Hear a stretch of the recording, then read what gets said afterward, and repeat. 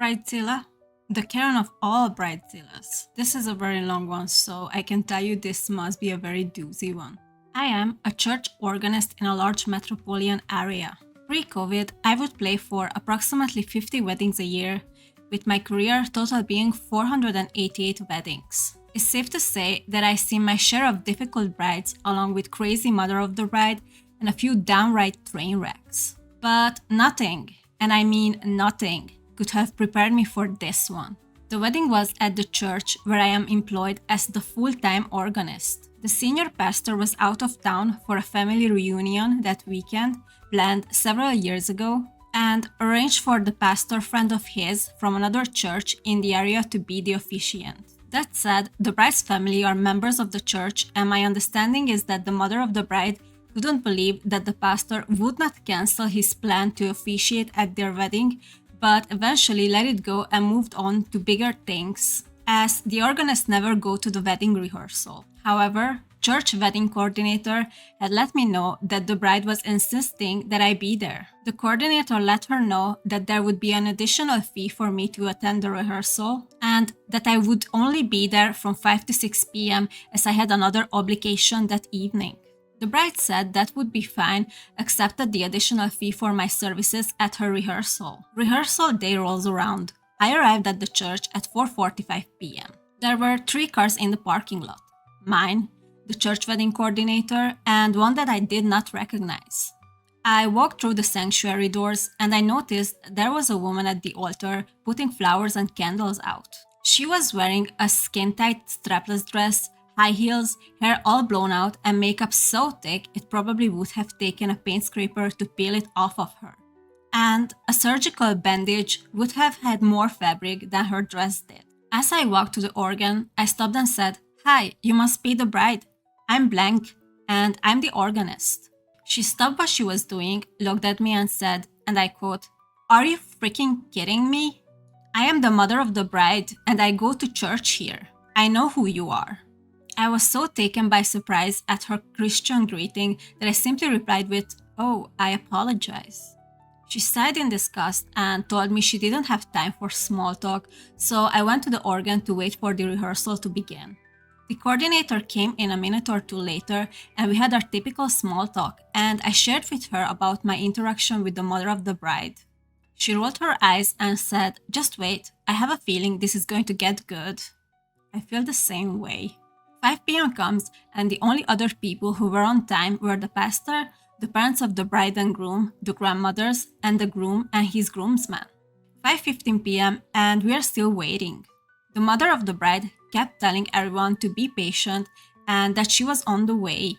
The coordinator reminded her that I would be leaving at 6 p.m., as would the pastor, as he was contracted for another hour rehearsal. The mother insisted that the hour started from when the rehearsal began, at which time the coordinator wiped out the contract and advised her to read it over again. Isn't contracts our best friends?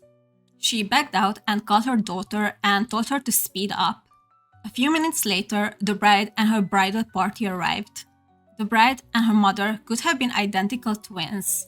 Also, arriving with her was her wedding coordinator, who immediately started taking over. Now, let me stop and say that's a big no-no at the church. The requirement is that the church wedding coordinator deals with all details relating to the service being held at the church. Right, and I would assume this was all in the contract. The contract states that they are welcome to use a wedding coordinator of their choosing to coordinate all other aspects of the wedding outside of the church ceremony, but the church has full-time wedding coordinator who will take care of all those details. The bride and her mother had met with the church wedding coordinator on multiple occasions, so they were aware of this policy, but they just thought they were above it. The church wedding coordinator immediately stepped in and explained to the other coordinator that she would be assuming all responsibilities related to the coordination of the wedding at the church. There was a little bit of back and forth between the two, but the other coordinator eventually backed down and said she would be glad to help in any way she could. At this point it's about 5:40 p.m. and we are just finally getting the rehearsal started. Coordinator got everyone lined up and in their places, and it was time to begin practicing the processional. An usher begins to bring the grandmother of the groom down the aisle, who is in a wheelchair. The bride immediately stops the seating and says that the grandmother will not be seated during the processional because she refused to have her roll down the aisle in a wheelchair. What a ray of sunshine. She needed to walk down on the usher's arm, or she needed to be seated before the ceremony begins. What is wrong with you? I would assume if she could walk, she would. The groom did speak up and tell his fiancée that that was not right and he wanted his grandmother seated during the seating of the family. The groom's mother also spoke up and said her mother would be seated just like the bride's grandmother would be seated, and then the mother of the bride got involved. And let's just say that there was a little argument taking place between the two mothers, the bride and the groom. The pastor finally got involved and said, "Let's discuss this following the rehearsal," and we moved on. It came time for the wedding party to process in, and the 12 bridesmaids and 12 groomsmen, the 4 flower girls, and the 2 ring bearers were in place without incident. I start the music for the bride and her father to enter. No enter. Now, I will say that the aisle in the church is very, very long. But at the same time, I could not figure out why it was taking the bride so long to make it to the front. As I look out, I notice that is because she is taking selfies of herself the entire walk down the aisle. She and Daddy would take a few steps, stop, and she snap a picture. And this went on and on and on. Why is 1 or 2 pictures not enough? She finally made it to the front, only to say that she wanted to practice the entire processional again. The pastor said no. She could practice it at the end of the rehearsal if needed, but we needed to move on. The bride raised a major hissy fit, as did her mother, so we did the whole thing a second time, minus the grandmother in the wheelchair. The second time took longer than the first. Of course it did. The same story. The bride took selfies all the way down the aisle. At this point, it is 5 minutes after 6, 5 minutes longer than I was supposed to be there. I turned the organ off, closed the lid, locked the organ, and got up to leave. The church wedding coordinator waved goodbye, and I told her I would see her tomorrow. The mother of the bride jumps out of her chair and comes charging at me, grabs my arm, and asks me where I am going. I told her that my contract ended at 6 p.m. and I was going to another obligation that evening. She proceeds to tell me what an unprofessional person I am for leaving the rehearsal when it's not finished, and she would make sure that everyone at the church knew how I disrespected her daughter and her family at this special event. I think I understand now why did you title this story this way. And she proceeded to tell me that she would make sure that the staff parish relations committee was aware of my rudeness and to not be surprised if I did not have a job come next week. I looked at her, smiled, and did my nicest voice, said, "That's a risk I'm willing to take. I will see you tomorrow." Nice. Throughout all of this craziness, I forgot that there was a soloist who I was supposed to meet with at the rehearsal, yet in the hour I was there, never showed up. The church wedding coordinator phoned me around 8 p.m. and simply said that I had left way too early because things got good and heated after I left, and that she would fill me in the next day. She also said the soloist arrived an hour and a half late. They agreed to arrive an hour before the service the next day so we could run through the music. And then she told me who the soloist was. The soloist had been a contestant on one of the hit TV music competition shows and had won the competition last season. The bride and the soloist has gone to high school together. I thanked the coordinator for calling me, and that was that. Fast forward, the next day, the wedding day. Oof, why do I feel like it's not gonna be smooth at all? I arrived an hour before the ceremony began, per usual, and the soloist was there along with their agent. I introduced myself to the soloist, and they were actually very friendly and down to earth. We ran through their solos one time and everything came together beautifully. The soloist sits down next to me at the organ, and we had a nice conversation before it was time to start the prelude music. We talked a little about their appearance on television and how their life had changed since winning the competition. Just very nice small talk. I asked how they knew the bride, and they told me they went to high school together. And then she said, I can't believe she asked me to sing at her wedding because she was the biggest B word to Matt throughout elementary school, middle school, and high school because they were next door neighbors for 10 years. The bride and her mother had apparently bullied the soloist and their family the entire time they were neighbors. What nice Christian people. I never understood this type of behavior. Are they just Christians when they are in church? What about when they are outside? I asked the soloist why they agreed to sing at the wedding after all the drama that had gone down between the two of them, and their response was simple. I'm getting paid. I can't play nice with her for the round amount of money. And we had a good chuckle. So, me being nosy, I asked what it would cost someone to hire them to sing at their wedding. Their agent told me that the mother's bride paid for the soloist and agent to fly halfway across the United States from Los Angeles, 2 nights of hotel accommodations at the downtown 5-star hotel, transportation, wine in town, and meals, plus the cost of their performance at the wedding. While she did not give me a grand total, the wedding performance alone for 2 songs was $2,500. The soloist told me that the bride had been able to track them down through some mutual high school acquaintances, and that when they finally connected, you would have thought they had been best friends their entire life. This is so typical. The pastor stopped by the organ before the ceremony began to thank me for my professionalism the night before, and also to tell me that he had never experienced anything quite like this wedding in his life. Yes, that's because people started to have this much audacity in the past couple of years only. He said he was never more nervous to conduct his ceremony than he was that day because he was not sure how things were going to go. It's wedding time. The ceremony began on time, grandmother actually came down the aisle in her wheelchair, and the bride made her entrance with no selfies taken on her way down the aisle. This must have been so hard for her. Her father handed her off to her future husband, and they moved into the altar area for the ceremony. As the service moved forward, the soloist leaned over to me and said, "Is it me, or is her cell phone sticking out of the top of her dress?" What do you mean? Where did she put her phone? Why, yes, it was. She had packed her cell phone into her bra. Why? Didn't she pay for a photographer? I mean, how much she paid only for the music? I would assume there would be at least 10 videographers all around filming this. Here is the bride, dolled up to the heels, looking as if it's taken her days to get her hair and makeup done just right, a gorgeous and obviously very expensive dress, and her cell phone stuck between her boobs.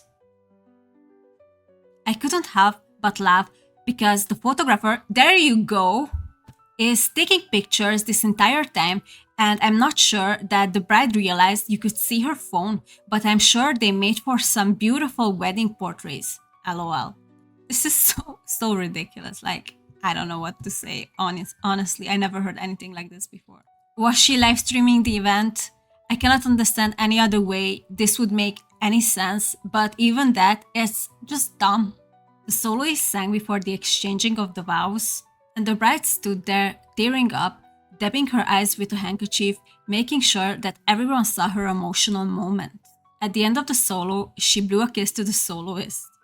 The second solo was right after the exchanging of the rings, and I'd be damned if she didn't pull her cell phone out of her bra and stand there and video the performance. Ooh, so tacky. Yes, there were a few fake tears and another kiss blown to the conclusion of the song. The cell phone goes right back into her dress. The ceremony concluded, the bride and the groom start to walk out, and it was a repeat of the night before. She whipped the cell phone out and started taking selfies all the way down the aisle. Oh my god, I have such bad second-hand embarrassment. It was so ridiculous. Well, duh. The bridal party exited, and then it was time for the parents of the bride and groom to leave. The groom's parents exited without incident. The bride's parents start walking down the aisle, and the bride's mother starts taking selfies just like her daughter, of course. A A few steps down, and she would take a picture, a few more steps, and take another. After about 3 starts and stops, her husband just kept going down the aisle without her. She was anything but happy about it. She charges after him in the aisle to catch up, only to have the heel of her shoe snap and she about to take a nosedive straight into the floor. She caught herself and managed to get out of the sanctuary without a broken nose. After the guests had left, the bridal party returned of the sanctuary for some photos. I am packing up my things to leave, and the soloist agent approached the bride and told her she needed to delete the video on her phone of the soloist performance, or she risked legal action because the contract she signed clearly stated there would be no video taken of this performance. So that's why she tried to be sneaky about it. Still, it's very tacky, but okay. The bride immediately turned into Bridezilla and began to argue with the agent, telling her to butt out and that the wedding was over and there was nothing she could do about it. I mean, she can just delete the video she took herself. While I was ready to leave and go home, I started to pack my things up even slower because I didn't want to miss anything. As you should, babe. This argument went on for a good 5 minutes, but finally the bride gave in, pulled her cell phone out of her bra and deleted the video. So her phone was living in her bra permanently for this day. Maybe she should have get some pockets on the dress? Nowadays you can have pockets on wedding dresses. The agent then told her to make sure she deleted the video out of her delete folder and she was not leaving until she saw her do it. The bride gave in and showed her phone to the agent, and I guess all was good from there. The soloist and I walked out together, and as we were walking out, I waved goodbye to the bride and she actually had the nerve to flip both of us off. Again, what a ray of sunshine. At this point, the visiting pastor said, "I'm done." He looked at the groom and said, "Please know that I will be praying for you." And he walked out. I went home with a good story to tell, but it doesn't end there. The next week, at our staff meeting, we were telling the pastor all about the nightmare wedding. He already heard about it from his pastor friend, but said he really thought we were pulling a big joke on him. That was until a few days later when the mother of the bride came in demanding the church refund all the ceremony fees, sanctuary rental, housekeeping, security, organist, coordinator, and pastor fees, because we had been such unprofessional a-holes throughout the entire weekend of the wedding. The pastor told her that would not be happening and that from his understanding, the a-holes were her and her daughter. She left after telling him that we would be hearing from her attorney. Fast forward 6 months, the pastor called me and the wedding coordinator into his office one afternoon. He shared that the bride's father had come in the morning wanting to apologize for the entire poop show of a wedding and how embarrassed he was and how everything paid out. He told the pastor that he wanted to stand up and shut the whole thing down after the first meltdown in the rehearsal, but he knew that there would be hell to pay if he didn't play along. He then proceeded to share that the bride and groom had already separated. What a surprise, I would have never thought that would have happened. The groom, who is apparently a very nice young man, woke up and realized that he made a huge mistake. He had married a Karen. Better later than never. He said that his daughter returned home one day to find that he had packed his bags and had left. He then told the pastor that he had filed for divorce from his wife. He told the pastor not to worry about hearing from her attorney for a refund of the wedding fees, because not a day goes by that she doesn't threaten someone with the wrath of her attorney, who does not exist. He said that if we ever did hear from an attorney, to let him know and he would gladly speak up on behalf of the church and refusing to refund the money. He said that we deserved 10 times the amount for what we were forced to deal with. A year later, and we have not heard from a lawyer and not another word from the mother of the bride. The bride's father, however, is in church almost every Sunday. He is a nice and normal man as you would ever want to meet. Since divorcing his wife, he has not been in contact with his daughter. He started to date a lovely woman that he met at the church. Since he has left his wife, he looks about 10 years younger and appears to be living his best life. Perhaps in the near future, I will have the opportunity to play for his wedding. I can't help but wonder if his ex-wife might get wind of the wedding and show up to create a scene. Stay tuned. If that day ever happens, I will be sure to return with the follow-up. It's the phone in the bra for me. This whole thing felt less like a wedding and more like a content creation event with catering. If your biggest priority during your vows, if your phone is recording or not, marriage is not it.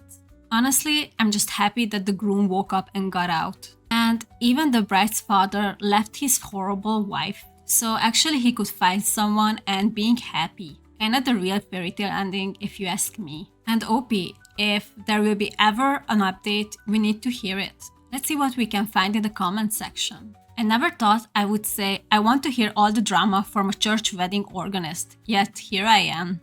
OP, that was very entertaining and well written. Please keep us updated if you have anything more to do with them. And yes, please to hear more stories. Your bride and her mother reading this. How dare you write about us like this? You will hear from our attorney. Wow, that was quite an incredible story. It's good to hear that both the groom and father of the bride were able to move on with their life and escape from their Karens. Yeah, I'm the most happy about that part too. Thanks for sticking with me through all that chaos. If you like this story, please subscribe and I see you in the next one.